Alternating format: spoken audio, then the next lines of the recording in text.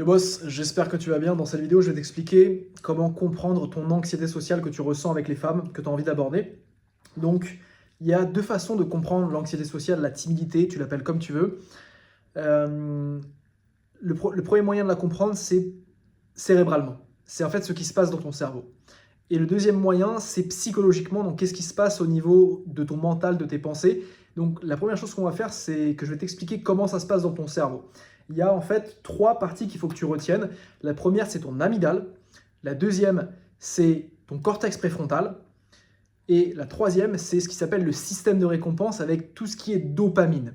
Donc, je ne suis pas scientifique, je ne suis pas neuroscientifique, ni même psychologue, mais je vais essayer vraiment de t'expliquer ces concepts de façon simple, de façon à ce que vraiment tu puisses directement appliquer ça à ta vie.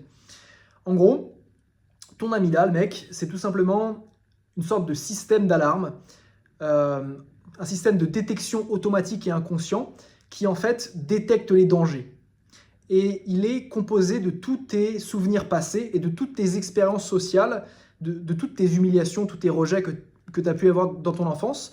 Et du coup, c'est en fait, il agit en sorte de stockage. Et il fait des associations. Exemple tout con, si quand tu avais 12 ans, tu as parlé en classe et qu'il y a la prof qui t'a fait une remarque et que tous tes potes se sont foutus de ta gueule, tu vas associer le fait de parler en public avec un danger. Ça, c'est super important que tu comprennes que c'est inconscient. Pourquoi ? Parce qu'en fait, ton amygdale en fait, associe donc, le fait de parler en public avec un danger. Donc à chaque fois que tu vas vouloir parler en public, tu vas ressentir du stress sans savoir pourquoi.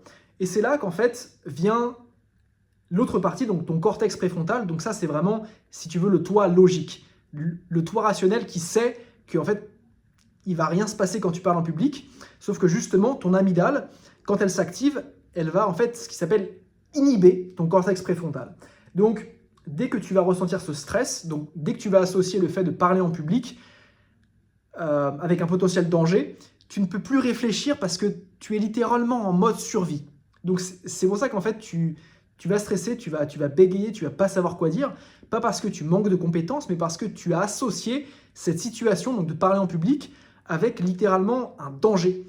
Et comment tu veux pouvoir faire des connexions dans ta tête, comment tu veux pouvoir même réfléchir, comment être intéressant si tu es en mode survie. Et en fait, c'est pour ça que la plupart des gars trouvent qu'ils n'ont rien à dire, mais en fait, mec, c'est parce que tu as peur. C'est parce que tu as peur et ton amygdale associe justement aborder cette femme avec un danger. Bref. Et donc, ce qui se passe du coup, c'est que comme tu as peur, tu vas en fait avoir un comportement d'évitement. Et c'est ça qui caractérise la timidité. Quand on parle de timidité, c'est comportemental. Donc, c'est vraiment l'évitement lié à la peur. Et du coup, l'évitement va en fait te procurer des bonnes sensations. Donc, forcément, tu vas apprendre que éviter, c'est préserver ta sécurité. Donc, l'homme timide va parler peu, il va se mettre en retrait. Et comme ça va lui permettre de mieux gérer son stress et de réduire son stress, il va se dire ça c'est une bonne technique, ça c'est une bonne stratégie pour justement survivre. Encore une fois, ça c'est un processus qui se passe de façon inconsciente. Donc le but là mec, c'est que tu comprennes qu'en fait ton rôle c'est pas de développer des compétences sociales, c'est juste de désensibiliser ton amygdale. Et comment tu fais pour désensibiliser ton amygdale ? Tu lui fais faire de nouvelles associations. Donc cette situation sociale, tu ne l'associes plus avec un danger, tu ne l'associes plus avec une menace, mais avec de la sécurité. Et tu fais ça justement avec des expositions répétées et régulières où tu te confrontes et en fait tu n'évites plus justement. Parce que éviter, comme je l'ai dit, ça va te faire activer ton système de récompense, donc tu vas te sentir bien, tu vas te sentir soulagé. Donc ce qu'il faut que tu fasses, c'est juste accepter de te confronter à l'inconfort et au malaise que te procure justement la situation que tu redoutes. Donc là, je viens de t'expliquer comment se passait l'anxiété sociale et la timidité de façon cérébrale.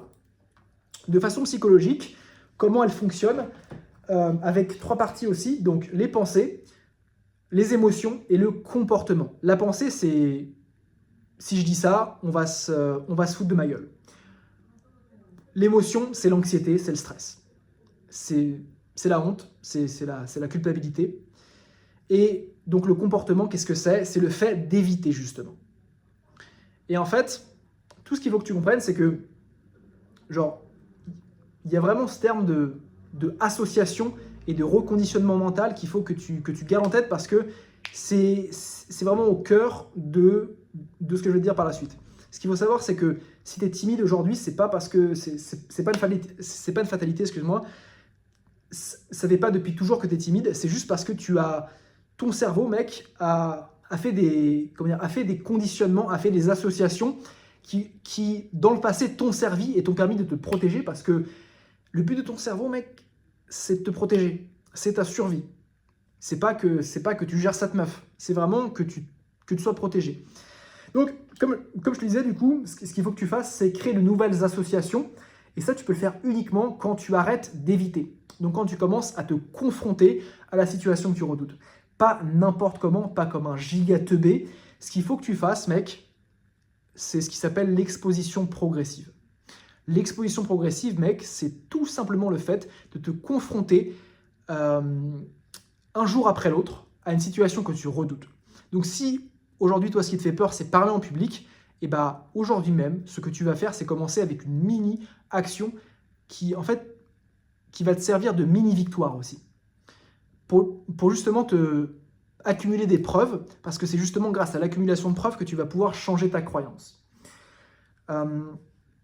Donc, c'est uniquement par la répétition de l'exposition à des situations qui te font flipper que tu vas réussir à refaire des associations et donc à désactiver ton amygdale pour que ton cortex préfrontal reprenne le contrôle et pour que du coup, toi, tu reprennes le contrôle.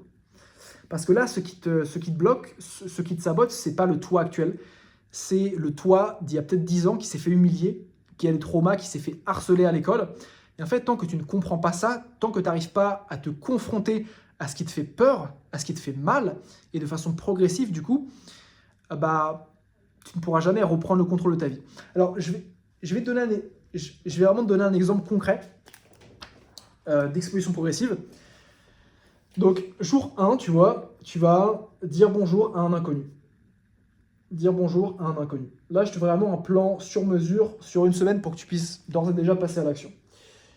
Deuxièmement, tu vas demander un renseignement à un inconnu. Bon, je ne vais pas les écrire parce que ça me casse les couilles.